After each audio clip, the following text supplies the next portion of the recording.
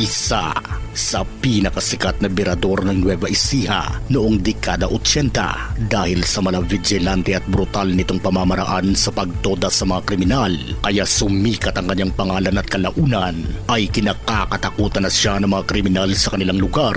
Isa siya sa mga naging instrumento para tumahimik ang magulong lugar noon sa Nueva Ecija, lalo na noong dekada 80 dahil sa panahong yun ay laganap ang kriminalidad sa lugar, kagaya na lamang ng mga unsolved cases ng mga kriminalidad, lalo na ang malawakang pagnanakaw ng mga kalabaw sa mga maliliit na magsasaka. Dito na isa-isang niligpit ng mga vigilante ng Nueva Ecija ang mga pasaway sa batas.